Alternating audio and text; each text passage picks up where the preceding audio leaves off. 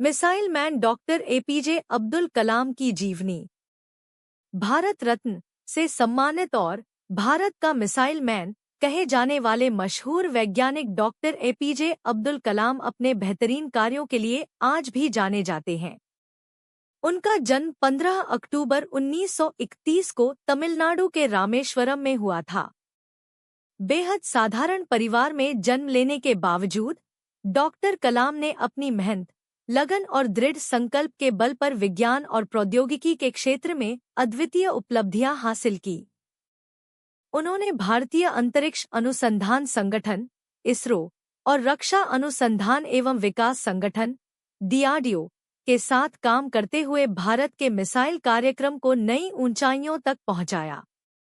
Doctor कलाम का जीवन केवल वैज्ञानिक उपलब्धियों तक सीमित नहीं था, वे एक शिक्षाविद, लेखक और युवाओं के प्रेरणास्रोत भी थे। उनके विचारों ने लाखों लोगों को प्रोत्साहित किया। उनका सपना था कि भारत एक विकसित राष्ट्र बने और इसके लिए उन्होंने न केवल वैज्ञानिक शोध किया, बल्कि युवाओं को उनके सपनों को साकार करने के लिए प्रेरित भी किया। इस ब्लॉग में हम डॉक्टर एपीजे अब्दुल कलाम की जीवनी, उनके योगदान और उनके विचारों को विस्तार से जानेंगे। डॉ एपीजे अब्दुल कलाम का प्रारंभिक जीवन।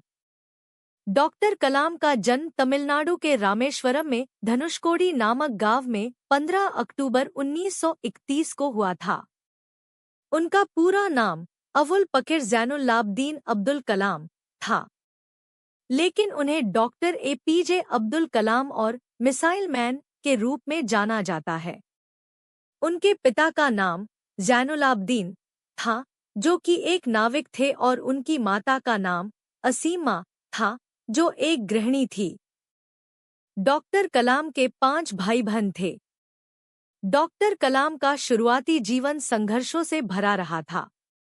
उन्होंने अपनी आरंभिक शिक्षा जारी रखने के लिए अखबार वितरित करने का कार्य भी किया था।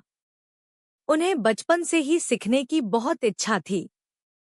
रामनाथपुरम, तमिलनाडु से मैट्रिक की पढ़ाई पूरी करने के बाद डॉक्टर कलाम वर्ष 1955 में मद्रास चले गए। वहां उन्होंने Madras institute of technology, Chennai में एरोस्पेस इंजीनियरिंग की पढ़ाई पूरी की। क्या आप जानते हैं, डॉक्टर एपीजे अब्दुल कलाम एक लड़ाकू पायलट बनना चाहते थे, लेकिन उन्हें भारतीय वायु सेना आईएएफ की प्रवेश परीक्षा में 9वां स्थान मिला था, जबकि आईएएफ ने केवल 8वीं रैंक तक ही रिजल्ट की घोषणा की थी, इसलिए वह पायलट नहीं बन सके। क्यों कहा जाता है डॉक्टर कलाम को missile man? Doctor APJ Abdul Kalam ने इसरो में प्रोजेक्ट डायरेक्टर के तौर पर भारत के पहले स्वदेशी सैटेलाइट लॉन्च व्हीकल SLV-3 के निर्माण में महत्वपूर्ण भूमिका निभाई थी। इस प्रथम सैटेलाइट व्हीकल से भारत ने वर्ष 1980 में रोहिणी सैटेलाइट सफलतापूर्वक अंतरिक्ष में भेजा था। इस मिसाइल को बनाने में डॉ कलाम ने अपना अहम योगदान दिया था, जिस वजह से उन्हें मिसाइल मैन की उपाधि से नवाजा गया। इसके बाद डॉक्टर कलाम ने देश के लिए कई महत्वपूर्ण परियोजनाओं में कार्य किया और देश के लिए कई मिसाइलें बनाईं।